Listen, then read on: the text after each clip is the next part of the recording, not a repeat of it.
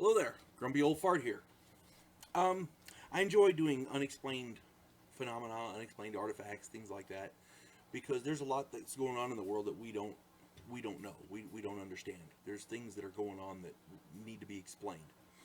And one of the things that really irritates me is when a scientist says, oh, "I know this happened for a fact," and then later on, when their facts are disproven, they don't cop to it.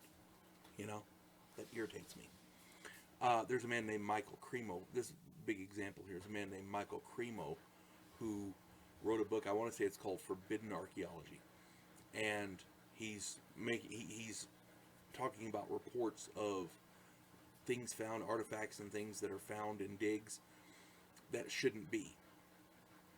Well, in the book, he also states that there have been instances where museum officials will change the date on a reported finding to make it fit their narrative, you know, rather than go with the official dating of the archaeologist himself, that kind of thing.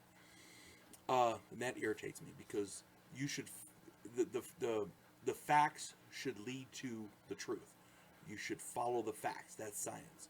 You don't look at the fact and say, oh, that doesn't fit, so we'll change the fact to fit the story. No, that's not science. Science is you follow the facts to the truth. That's how that should work. Here's a serious example here of a clear example. There was a man in Russia, I want to say it was in Vladivostok, and he was stoking a fire with a shovel. He had some coal, he was shoveling coal into the fire. One of the pieces of coal fell and broke open. Inside the piece of coal, he found a little piece of metal. It is reminiscent of a gear wheel. It is composed of an unknown metal element. They theorize it's some kind of aluminum, but is definitely artificial in origin. Somebody made that. It's man-made. It's not natural. Scientists have dated this object at 300 million years old.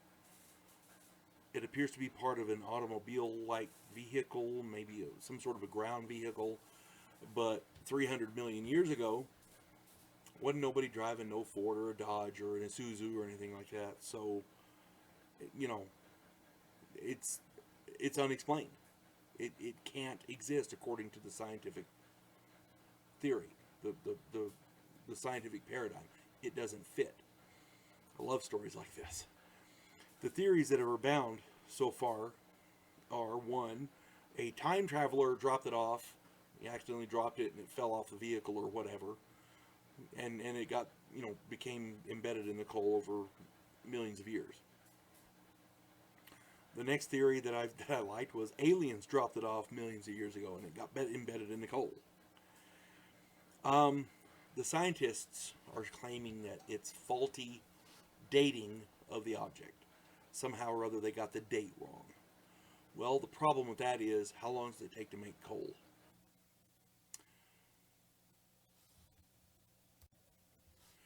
If the item is in the coal formed around it. So whatever was inside there had to be there 300 or however many millions of years ago.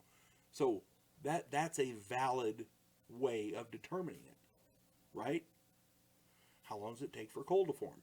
Well, again, 300 million years ago, humans didn't exist. So that, to me, right there, that disproves what the scientists are saying, because somebody 300 million years ago, if we're going to, I'm going to use that 300 million year date because I don't know exactly how long it takes for coal to form, but somebody 300 million years ago had dropped this little piece of metal and the coal formed around it. It shouldn't exist. This is an unexplained artifact. They call it the Russian UFO Tooth Wheel because they don't know where it came from, but they found it embedded in a piece of coal. Not as in, somebody stuck it in a piece of coal, but as it was, the coal broke open and it was inside. So, yeah. Take from that what you will. To me, this is just another piece of evidence proving the scientists don't know everything. They know a lot, but obviously they don't know everything. You folks have a good day. God bless one and all.